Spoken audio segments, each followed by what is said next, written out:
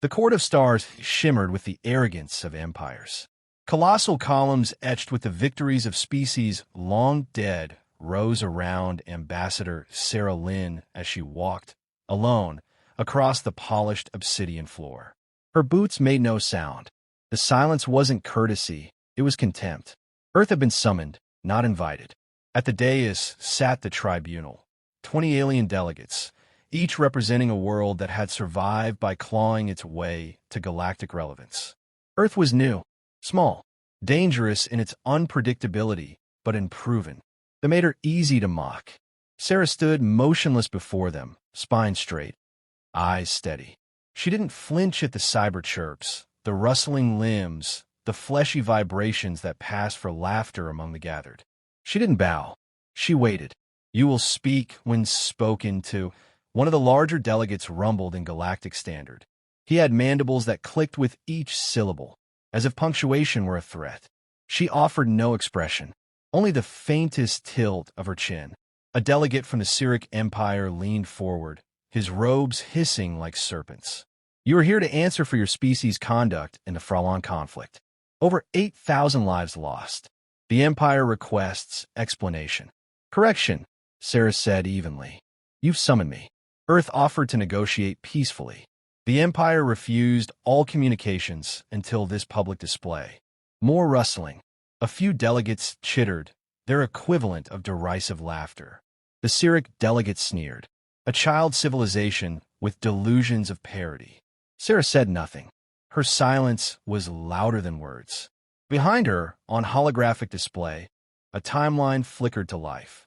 The Fraulein conflict, sparked by disputed territory, quickly escalating into violence. The Frauleins, a species under imperial protection, had launched first strikes on a human colony. Civilian targets. Earth responded. The Empire had demanded Earth surrender.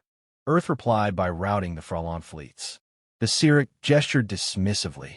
Excessive response. War crimes, perhaps. Sarah finally took one step forward. "Our fleets responded with restraint. We followed the concord of engagement, your own doctrine. When Fraulein ships surrendered, we ceased fire. We offered medical aid. We captured survivors." The Tribunal showed no reaction, but the pause in the room lengthened. Another delegate, a bird-like creature from the Urok Combine, tilted its head. "And yet, you continued to bomb installations after their surrender." "After military surrender, yes," Sarah said, "because the installations were unmarked bioweapon facilities, verified under your own inspection protocols." A low hum of unease pulsed through the chamber. The Cyric snorted. "How convenient." Sarah reached in her coat. She pulled out a single crystal drive and held it up. "No convenience, just documentation." The delegate waved a claw dismissively. "Your presence here is not to present evidence. You are here to explain why Earth acts as if it is above galactic law." Sarah finally smiled, and it was as cold as the stars. "No," she said. "I'm here because you assumed we wouldn't fight back diplomatically. You assumed we were still learning how the game is played."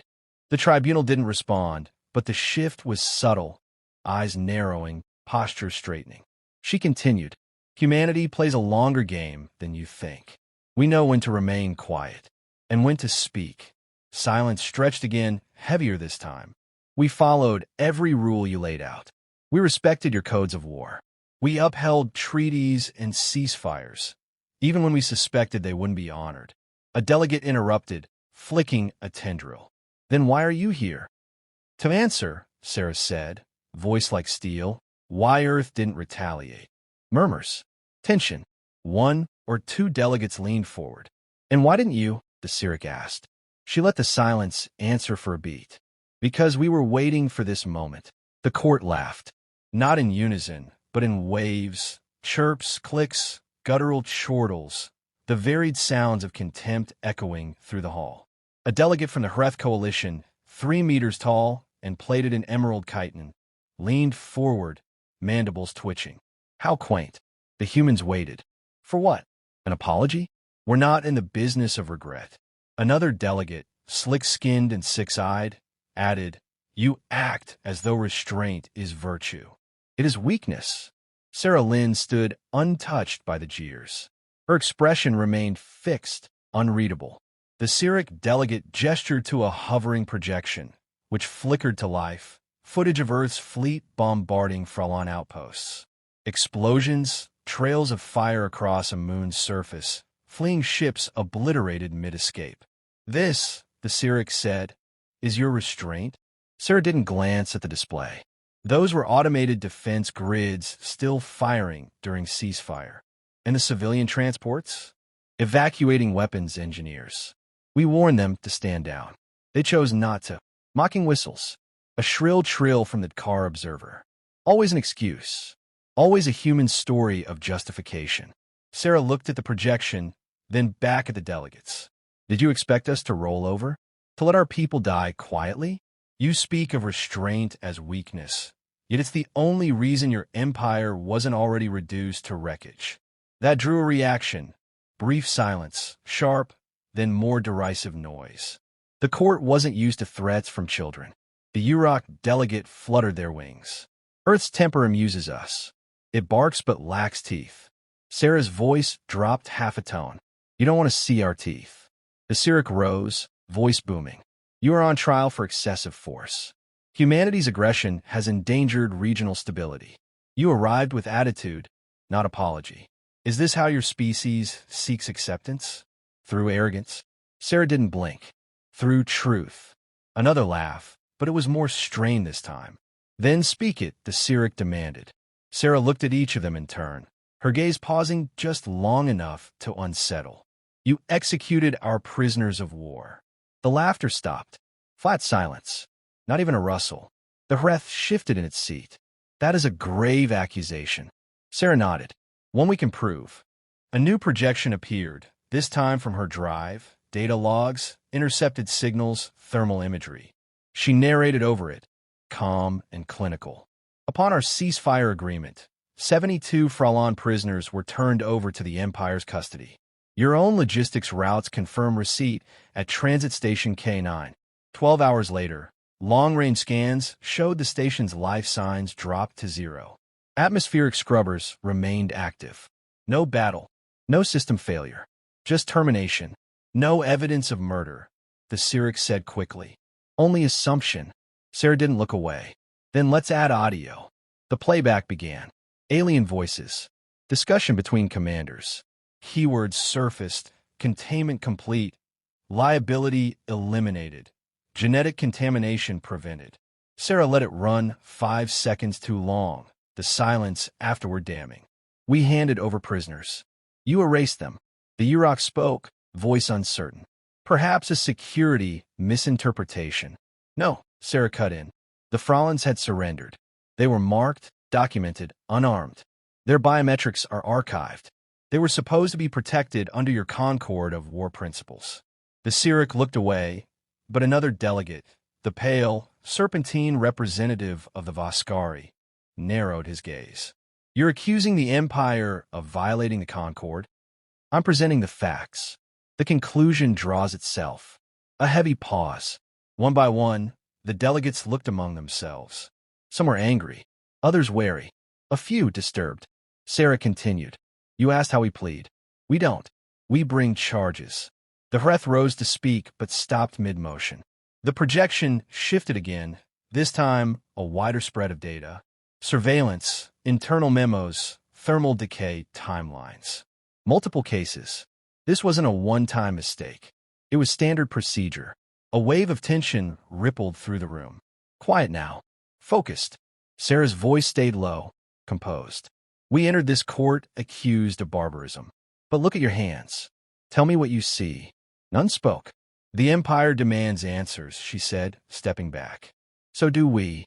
The Cyric delegate stared at the floating data, mandibles twitching but silent. The footage, the logs, the recordings, they weren't crude human fabrications.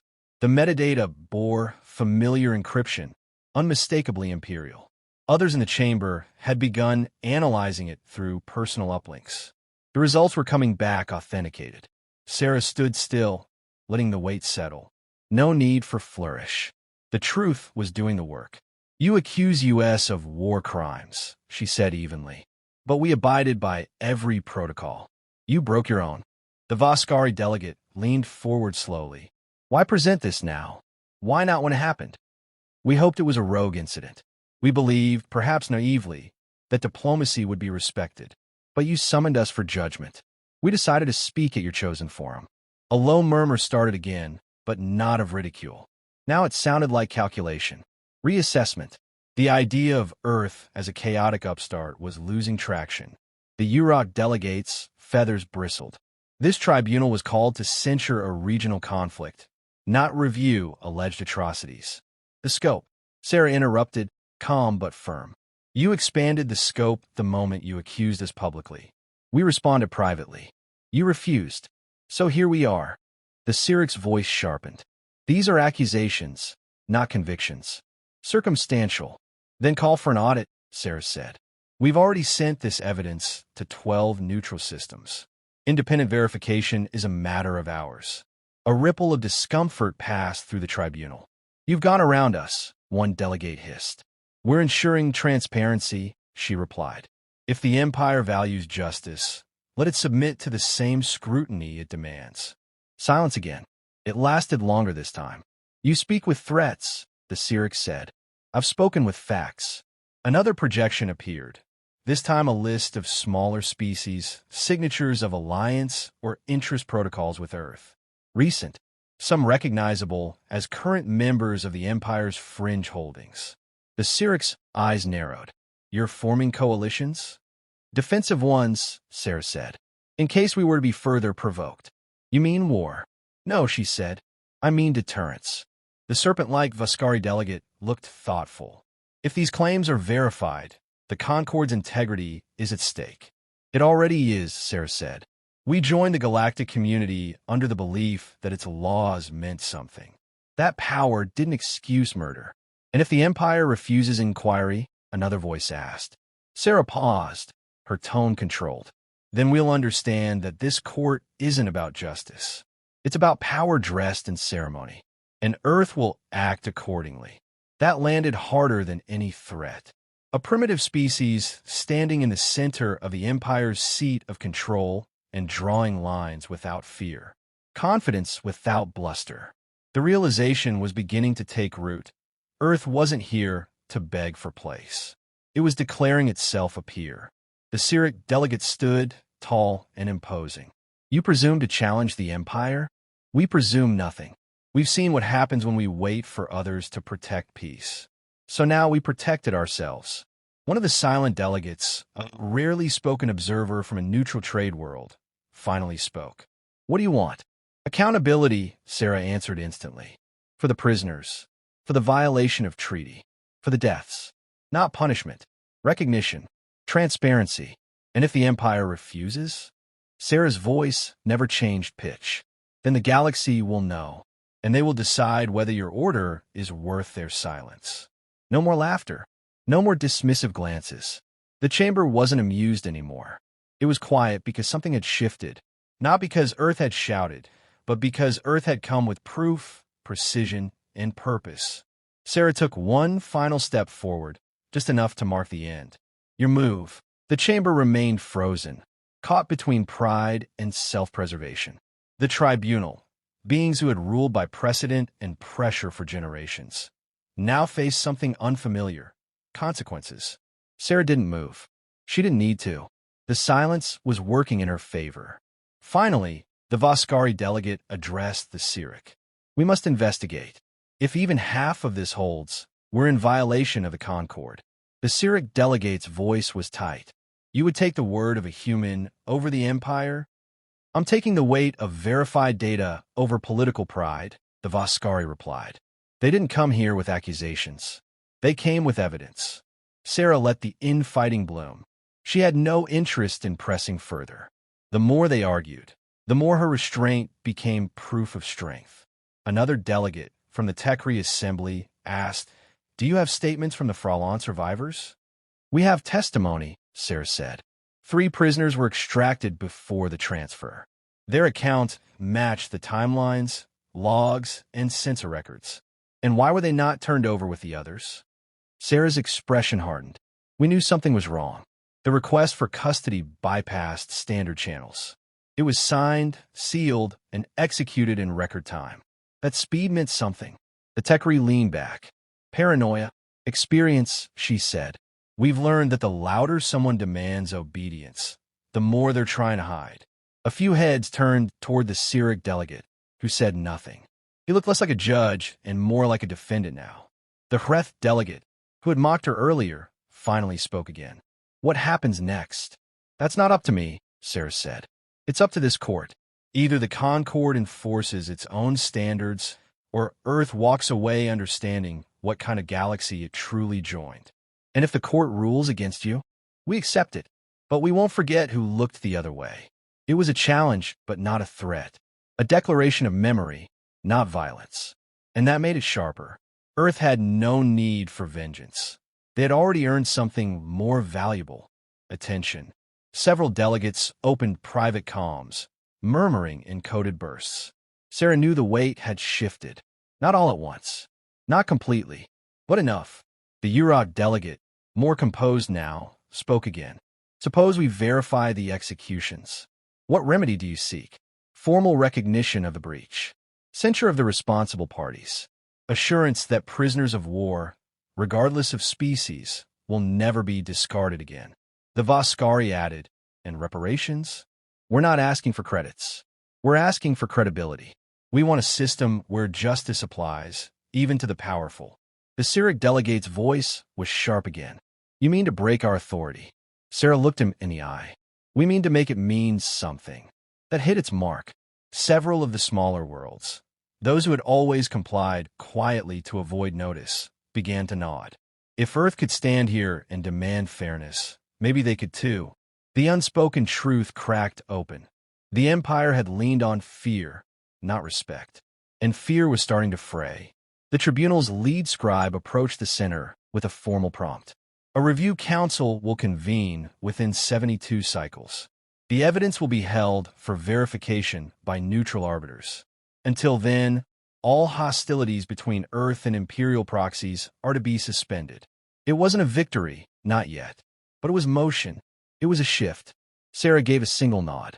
Understood. As the delegates began to disperse, conversations broke into smaller, private clusters. The echo of power had changed tone. Sarah turned, calm and unhurried, as she left the chamber the same way she entered. Unapologetic, unwavering. Behind her, the Tribunal was no longer laughing. It was learning. And the galaxy would remember the day Earth stopped being a question mark and became an answer.